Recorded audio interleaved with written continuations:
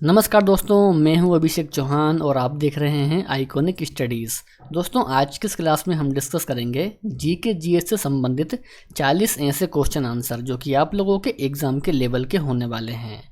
मेरे प्यारे साथियों, ये सभी क्वेश्चन सिलेक्टेड हैं और आप लोगों के लिए बहुत ज़्यादा महत्वपूर्ण भी हैं। आप किसी भी परीक्षा की तैयारी करते हों तो ये आप लोगों के लिए रामबाण साबित रहेंगे।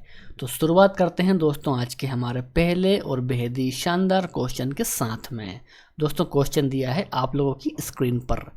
अंग्रेज ने सिराजुद्दौला के साथ कौन सी संधि की थी? दोस्तों, वे संधि थी अलीनगर की संधि। तो राइट आंसर इस क्वेश्चन का रहेगा हमारा ऑप्शन नंबर ए। नेक्स्ट है कि 14 सूत्री प्रस्ताव किस रिपोर्ट के विरुद्ध था? वेरी इंपॉर्टेंट क्वेश्चन दोस्तों। सही आंसर है नेहरू रिपोर्ट के विरुद्ध था 14 सूत्री प्रस्ताव। आगे है, लेकिन दोस्तों उससे पहले यदि आपको इनमें से किसी भी क्वेश्चन का आंसर पता है तो नीचे कमेंट बॉक्स में आपको उस क्वेश्चन का भी आंसर करते हुए जाना है, जिससे कि आपका रिवीजन और आपकी तैयारी पहले के मुकाबले और अच्छी हो सकेगी। ठीक है ना? चलिए, तो आगे है, जवाहर सागर जलाशय का निर्माण किस नदी पर हुआ है? सही उत्तर है चंबल नदी। दोस्तों, चंबल नदी पर हुआ है जवाहर सागर जलाशय का निर्माण। तो ये भी आपको ध्यान में रखना है। नेक्स्ट है कि गीता रहस्य पुस्तक का रचयिता कौन है? बिल्कुल दोस्तों, स्टार मार्क करेंगे इस क्वेश्चन को हम। ये क्वेश्चन परीक्षाओं में कई बार देखा गया है। सही उत्तर है इस क्वेश्चन का बाल गंगाधर तिलक हैं गीता रहस्य पुस्तक के रचयिता या फिर लेखक। तो ये भी आपको ध्यान रखना है। आगे है कि महाराजा रणजीत सिंह तथा चार्ल्स मेटकाफ के बीच कौन सी संधि हुई थी? रणजीत सिंह और चार्ल्स मेटकाफ के बीच में दोस्तों उस संधि का नाम है अमृतसर की संधि हुई थी। ठीक है ना? चलिए, नेक्स्ट है कि हर्षवर्धन प्रयाग में प्रत्येक कितने वर्षों में धार्मिक सम्मेलन करता था? धार्मिक सम्मेलन। सही उत्तर है प्रत्येक 5वें वर्ष में दोस्तों हर्षवर्धन प्रयाग में धार्मिक सम्मेलन करता था। तो इसको भी आपको ध्यान में रखना है। किस संविधान संशोधन के तहत लोकसभा का कार्यकाल 6 वर्ष से घटाकर 5 वर्ष कर दिया गया है? बिल्कुल दोस्तों, स्टार मार्क करेंगे। सही उत्तर है 44वां संविधान संशोधन। तो ये भी आपको ध्यान रखना है। मूल कर्तव्यों से संबंधित प्रावधान किस समिति के आधार पर शामिल किया गया है? राइट आंसर है स्वर्ण सिंह समिति। दोस्तों, मूल कर्तव्य से संबंधित प्रावधान स्वर्ण सिंह समिति के आधार पर शामिल किया गया है। तो इसको भी आपको ध्यान रखना है।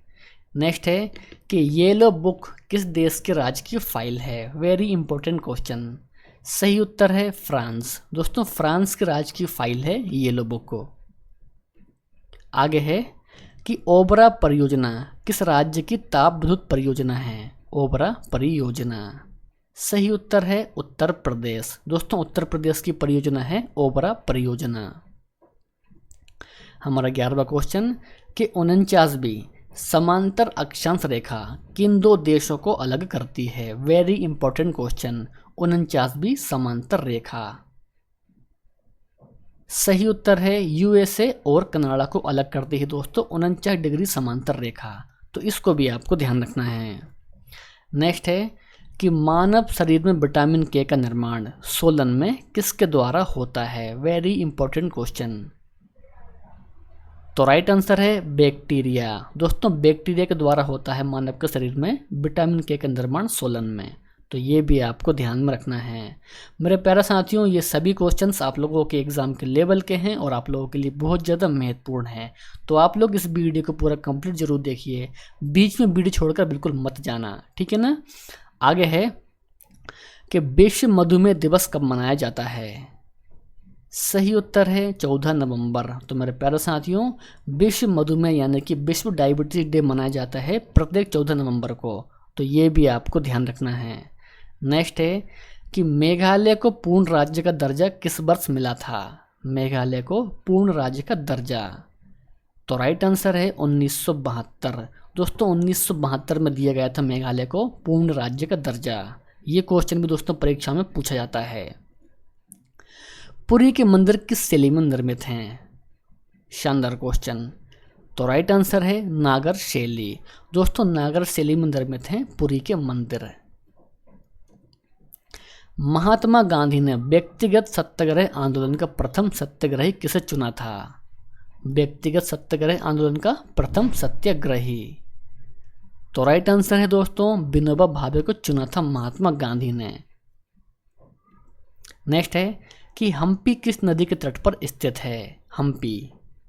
तो मेरे प्यारा साथियों हम्पी बसा हुआ है तुंगभद्रा नदी के तट पर।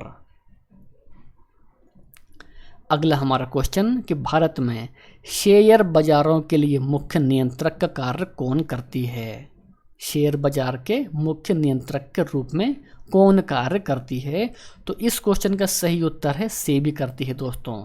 तो ये भी आपको ध्यान रखना है। आगे है कि राष्ट्रीय एकता दिवस कब मनाया जाता है? सही उत्तर है प्रत्येक 31 अक्टूबर को मनाया जाता है भारत में राष्ट्रीय एकता दिवस। विश्व पर्यटन दिवस कब मनाया जाता है? दोस्तों हाल ही के एग्जाम में ये क्वेश्चन कई बार रिपीट हुआ है। सही उत्तर है 27 सितंबर। तो मेरे प्यारे साथियों 27 सितंबर को मनाया जाता है विश्व पर्यटन दिवस। आगे है कि आगरा शहर की स्थापना किसने की थी? सही उत्तर है सिकंदर लोदी। तो मेरे प्यारे साथियों आगरा शहर की स्थापना की थी सिकंदर लोदी ने। अशोक के किस अभिलेख में कलिंग युद्ध का वर्णन है?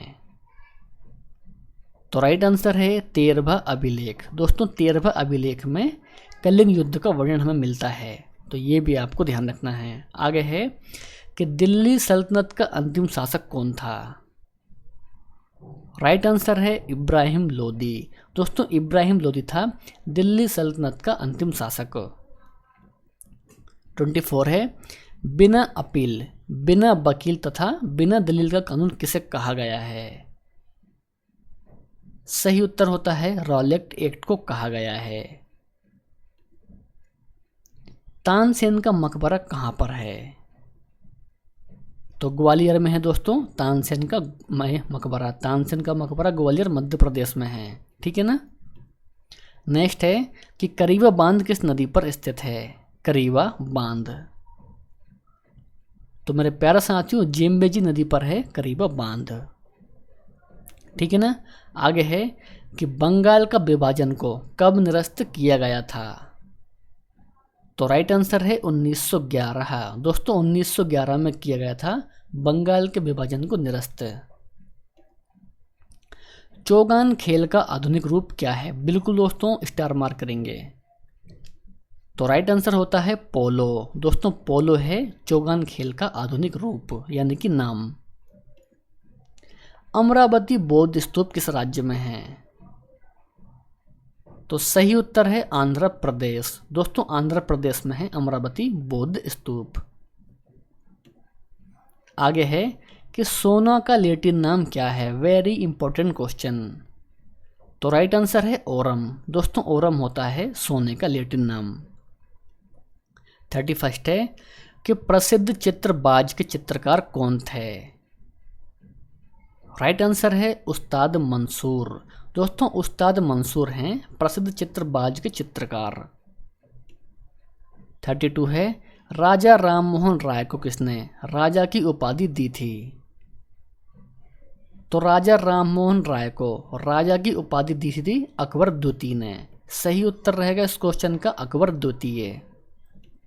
नेक्स्ट है कि सार्वजनिक लेखा समिति में राज्यसभा के कितने सदस्य होते हैं? राज्यसभा के कितने सदस्य होते हैं? सही उत्तर है 7 होते हैं दोस्तों राज्यसभा के सदस्य सार्वजनिक लेखा समिति में। परिसीमन आयोग का पदेन सदस्य कौन होता है? Very important question. तो मुख्य चुनाव अधिकारी होता है परिसीमन आयोग का पदेन सदस्य। तो ये भी आपको दोस्तों बिल्कुल ध्यान में रखना है। आगे बढ़ेंगे। भूटान की संसद को क्या कहा जाता है?